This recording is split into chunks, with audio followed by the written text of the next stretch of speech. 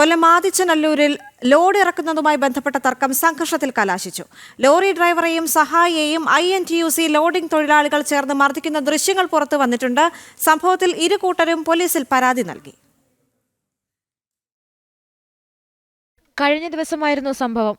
പുതൂരിൽ നിന്നും ആദിച്ചനല്ലൂർ ഫാർമേഴ്സ് സൊസൈറ്റിയിലേക്ക് വളമിറക്കുവാനായി എത്തിയതായിരുന്നു വാഹനം. ഡ്രൈവറായ പെരുമൺ സ്വദേശി രാജുവും സഹായിയും ഒരു തൊഴിലാളിയുമൊപ്പം ലോഡ് ഇറക്കുകയായിരുന്നു. ഇത് കണ്ടെത്തിയ INTUC തൊഴിലാളികൾ ഇവരുമായി തർക്കത്തിലേർപ്പെട്ടു. തുടർന്ന് സംഘർഷത്തിൽ കലാശിക്കുകയായിരുന്നു.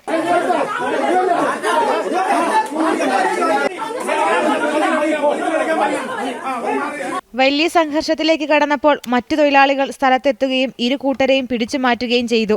ലോറി ഡ്രൈവർക്കും സഹായിക്കുമൊപ്പം INTUC തൊഴിലാളികൾക്കും പരിക്കേറ്റു. സംഭവത്തിൽ ഇരുഭാഗം ആൾക്കാരും ചാത്തന്നൂർ പോലീസിൽ പരാതി നൽകി. 6 ചാക്ക് വളമായിരുന്നു ഇറക്കേണ്ടിയിരുന്നത്.